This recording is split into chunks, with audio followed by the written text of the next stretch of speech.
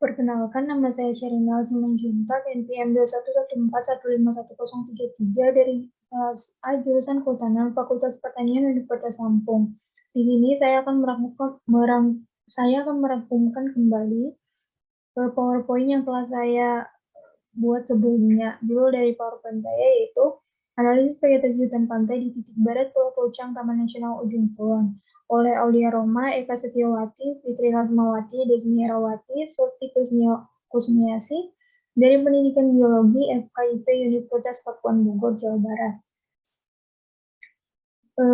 Ini adalah profil saya sendiri, seperti yang sudah saya sebutkan tadi. Nama saya Sherina Simanjuntak, NPM 21141511033 dari kelas A jurusan Kehutanan Fakultas Pertanian Universitas Lampung. Daftar isi. Bagian pertama, hutan pantai, bagian kedua, manfaat hutan pantai, bagian ketiga, analisis vegetasi, dan bagian terakhir, hasil dan pembahasan. Hutan pantai. Indonesia merupakan negara kepulauan yang terdiri dari sebanyak pulau sekitar 17.580 pulau dengan garis pantai sepanjang 81.791 km, termasuk negara kedua yang memiliki garis pantai terpanjang setelah Kanada dan memiliki ciri khas tersendiri. Indonesia juga memiliki keberagaman flora dan fauna dengan tipe hutan yang bervariasi, sehingga dikenal dengan negara mega biodiversity ketiga setelah Brazil dan Brunei. Hal tersebut karena Indonesia diperkirakan memiliki 90 tipe ekosistem, baik darat maupun perairan, dan terdapat 15 formasi hutan alam yang memiliki produktivitas tinggi.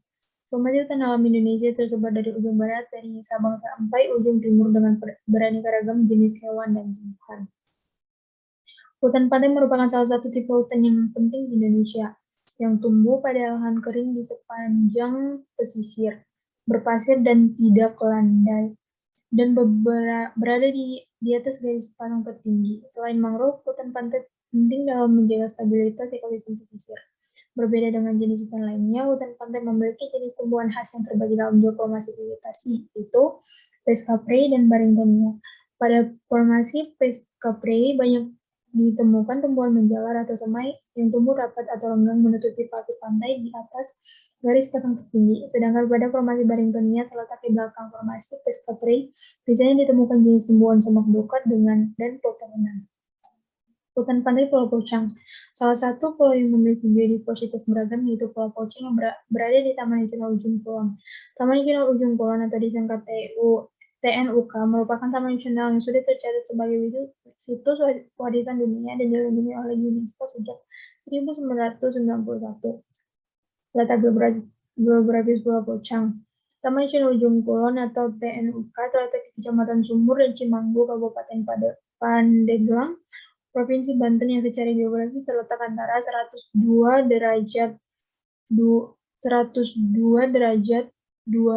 menit 32 detik sampai 105 derajat 37 menit 37 detik di bujur timur dan 6 derajat 30 menit 43 detik sampai 6 derajat 52 menit 17 detik lintang selatan. Balai TNUK 2015.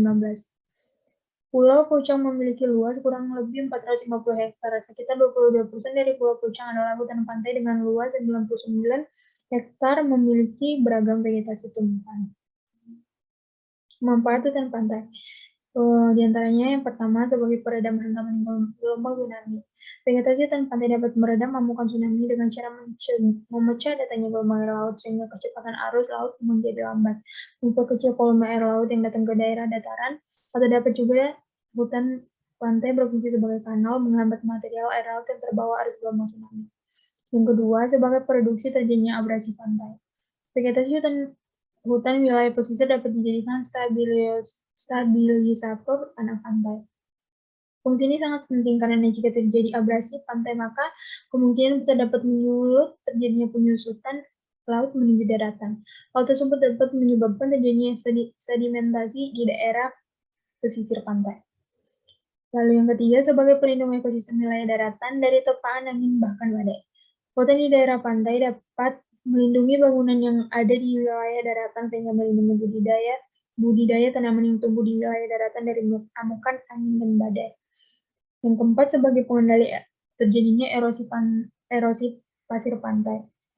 Dan yang terakhir, pengontrol siklus air serta proses terjadinya intrusi air laut.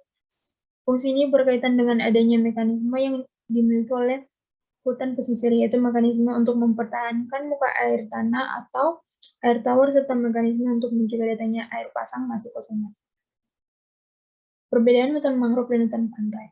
Hutan mangrove berorientasi pada istilah komunitas tumbuhan yang berada di wilayah pasang surut, pesisir pantai. Spesies tumbuhan yang mendiami hutan mangrove biasanya didominasi oleh Avicennia, Rhizopora, Bruguiera, Seriops, dan Seriops. Kawasan hutan mangrove juga terbagi menjadi beberapa zona yang terdiri dari zonasi depan, zonasi tengah, dan zonasi belakang. Berbeda dengan tipe hutan mangrove, hutan pantai memiliki berbagai tumbuhan khas. Perbedaan tumbuhan khas ini dibagi menjadi dua formasi vegetasi, yaitu formasi Pescapre dan formasi Barringtonia. Pada Pescapre akan lebih banyak menemukan berbagai jenis tumbuhan menjalar atau semai yang berada di atas garis pasang tertinggi. Sedangkan formasi Barringtonia terletak setelah formasi Pescapre. Pada Barringtonia akan lebih banyak ditemukan spesies tumbuhan, pepohonan, dan semak belukar. Lalu bagian ketiga, analisis vegetasi hutan pantai di titik barat Pulau Pucang Taman Nasional Ujung Kulon. Metode, kegiatan penelitian dilakukan dari bulan Februari sampai Juni 2018. Lokasi penelitian yaitu hutan pantai Pulau Pucang Taman Nasional Ujung Kulon yang berjarak sekitar 289,89 meter dari sisi kanan derbaga Pulau Pucang dengan titik koordinat pengambilan sampel pada 6,74764 derajat lintang selatan dan 105,260979 derajat bujur timur. Objek penelitian terdiri atas vegetasi hutan pantai dan faktor lingkungan yang meliputi suhu, intensitas cahaya, kelembapan tanah, dan pH tanah. Alat yang digunakan dalam penelitian antara lain kompas, soil tester, termometer, kamera, meteran, dan gunting. Sedangkan bahan yang digunakan antara lain patok bambu, tali plastik sampel, tisu, alat tulis, dan label. Penentuan lokasi dilakukan dengan purposive sampling, yakni didasarkan pada keterwakilan lokasi hutan pantai, kemudian akses hutan, dan persebaran vegetasi tumbuhan pada titik tersebut lebih beragam. Metode yang digunakan yaitu metode transek dengan teknik kuadran. Pembuatan transek dimulai dari vegetasi pertama hutan pantai. Transek pengamatan melibatkan 4 buah plot yang terdiri atas plot berukuran 40 x 50 meter untuk data pohon, 10 x 10 meter untuk data tiang, 5 x 5 meter untuk data pancang, dan 2 x 2 meter untuk data semai. Data vegetasi hutan. Setelah transek dibuat, dilakukan pencucian di setiap pohon dengan mengamati spesies tumbuhan, jumlah individu yang ditemukan, dan strata pohon dengan mengukur diameter batang. Data vegetasi hutan dibedakan ke dalam beberapa tingkat pertumbuhan sebagai berikut. Pertama, semai tingkat adalah anakan pohon dengan tinggi kurang dari 1,5 meter. Pancang tingkat berukuran tinggi lebih dari 1,5 meter dan diameter batang kurang dari 10 cm. Tingkat tiang adalah pohon muda dengan diameter batang mulai dari 10 sampai 19,9 cm. Dan yang terakhir, tingkat pohon adalah pohon dewasa dengan diameter batang lebih dari 20 cm. Komposisi spesies tumbuhan yang tumbuh di hutan pantai Pulau Pucang Taman Nasional Ujung Kulon. Data hasil yang didapatkan tertera seperti pada tabel yang pertama ini.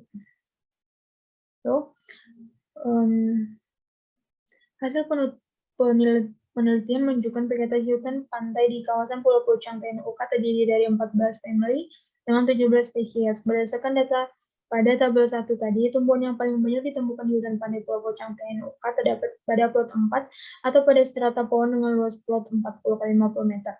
Kawasan vegetasi hutan pantai juga didukung oleh faktor abiotik. Faktor abiotik sangat mempengaruhi jenis tanaman yang tumbuh pada suatu daerah. Karena keragamannya melimpah dan tumbuhan sangat dipengaruhi oleh keadaan lingkungannya. Selanjutnya, faktor lingkungan di hutan pantai Pulau Pucang Taman Nasional Ujung Kulon. Data hasil yang didapatkan tertera seperti pada tabel 2. Hasil pengamatan terhadap faktor lingkungan menunjukkan bahwa suhu pada lokasi penelitian berkisar antara 27 sampai 28 derajat Celcius. Suhu tersebut masuk dalam suhu normal. Nilai ini masih sudah dalam batas toleransi kawasan pantai karena vegetasi pantai merupakan tumbuhan khas daerah tropis yang hidupnya berkembang baik pada suhu 19-40 derajat Celcius. Berdasarkan tingkat ukurannya, tumbuhan dibedakan menjadi 4 jenis, diantaranya semai, pancang, tiang, dan pohon.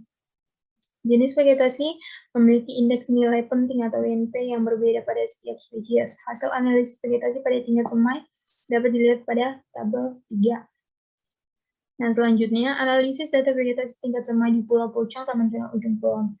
Data hasil yang didapatkan tertera seperti pada tabel 3. Berdasarkan hasil analisis indeks nilai penting atau INP di lokasi penelitian, Sophora tomentosa atau tarum memiliki INP tertinggi pada tingkat semai dengan INP sebesar 92,86%, sedangkan Pandanus tetorius atau pandan merupakan tumbuhan jenis tingkat semai dengan dominasi terendah. Tarum adalah tumbuhan jenis perdu yang pada umumnya juga tumbuh tegak dan mempunyai tinggi 1-6 meter. Komunitas herba dan perdu yang tegak umumnya ditemukan kira-kira 1,5-5 meter dari muka air laut. Jenis tumbuhan tarum ini hidup di pantai berpasir. Tumbuhan jenis Sophora tomentosa bisa ditemukan di vegetasi pionir, rawa-rawa pesisir, dan di pinggiran habitat mangrove. Morfologi tumbuhan ini termasuk kategori tumbuhan semak. Tumbuhan ini kecil dan tidak tinggi, batangnya bercabang dan daunnya majemuk. Sophora tomentosa merupakan tumbuhan yang toleran terhadap kadar garam dan hembusan angin. Selanjutnya, analisis data vegetasi tingkat panjang di Pulau Pocong, Taman Nasional Ujung Kulon. Data hasil yang didapatkan seperti pada tabel 4. Jenis tanaman dengan INP tinggi pada tingkat panjang juga dimiliki oleh Sophora tomentosa atau tarum, dengan nilai INP sebesar 80,36%. Sedangkan Ardisia humilis atau lampening merupakan spesies dengan INP yang rendah pada tingkat panjang. Sophora tomentosa mendominasi pada tingkat semai dan panjang. Habitat Sophora tomentosa berada di tepi pesisir pantai dan di tepi hutan bakau. Jenis tanaman ini semak dengan daun-daun majemuk dan ganjil. Sophora tomentosa ditemukan pada daerah tanah berpasir dan pesisir pantai dengan kondisi rata-rata suhu sebesar 28 derajat Celcius dan pH tanah 7,0. Hal tersebut sesuai dengan penelitian Leonard Jordan Stalder pada tahun 2016 bahwa tarum memiliki daya toleran terhadap kondisi lingkungan yang sangat baik. Selanjutnya, analisis data vegetasi tingkat tiang di Pulau Pocong, Taman Nasional Ujung Kulon. Hasil data yang didapatkan seperti pada tabel 5. Hibiscus thalassius atau warurot memiliki INP sebesar 68,92%. Hibiscus thalassius ditemukan pada lahan dengan kondisi datar. Morfologi dari Hibiscus thalassius memiliki batang yang cukup besar dan tinggi. Tulang daunnya menjadi dan memiliki akar tunjang. Jenis akar tunjang tersebut berfungsi sebagai penahan abrasi pantai. Kondisi substrat pada Pulau 3 memiliki kondisi pH 7,0 dengan suhu rata-rata sebesar 28 derajat Celcius dengan intensitas cahaya low negatif dan kelembapan tanah dry positif. Hasil penelitian ini sesuai dengan Suwandi Hendrati pada tahun 2014 bahwa tanaman Hibiscus thalassius dapat tumbuh di daerah dengan topografi yang datar di daerah panas dengan curah hujan 800 sampai 2000 ml. Selanjutnya, ya, kerusakan hutan pantai. Kerusakan hutan di wilayah pantai yang sering terjadi di Indonesia disebabkan oleh antaranya yang pertama terjadinya pencemaran di sekitar wilayah pantai, kerusakan akibat erosi permukaan tanah atau disebut juga surface runoff yang terjadi dari daratan bahkan terjadi dari rembesan secara alami. Lalu kemungkinan terjadinya pencemaran yang terjadi akibat energi nuklir, terjadinya pemanasan global yang dapat menimbulkan perubahan iklim sehingga memungkinkan terjadinya kerusakan pada hutan pantai, naiknya permukaan air laut, adanya perubahan bentang alami yang terjadi akibat perubahan geomorfologi, kegiatan rekreasi dan pariwisata yang dilakukan oleh manusia yang tidak bertanggung jawab, penambangan pasir secara liar yang dilakukan oleh pihak yang tidak bertanggung jawab, kegiatan pembukaan lahan yang dilakukan oleh manusia seperti melakukan pembukaan lahan di wilayah hutan pantai, dan yang terakhir, kemungkinan terjadinya bencana alam. Nah, ada juga cara melestarikan hutan pantai. Langkah-langkah pelestarian hutan pesisir dapat dilakukan antara lain yang pertama melakukan pembibitan kembali, yaitu dengan cara membuka lahan untuk menanam vegetasi tumbuhan penyusun ekosistem pantai, melakukan konservasi flora dan fauna, melakukan budidaya vegetasi dan spesies tumbuhan penyusun, melakukan konservasi lahan berpasir sebagai bentuk daya dukung ekologi pantai, dan yang terakhir, melakukan sosialisasi atau program edukasi pemeliharaan hutan pantai kepada masyarakat secara umum dan masyarakat yang tinggal di daerah pantai pada umumnya. Simpulan, sampailah pada simpulan yang didapatkan adalah sebagai berikut. Kesesuaian habitat dan kondisi lingkungan hutan pantai Pulau Pocong dengan spesies-spesies tumbuhan yang dominan sehingga menjadikan tumbuhan tersebut sebagai tumbuhan khas hutan pantai Pulau Pocong Taman Nasional Ujung Kulon.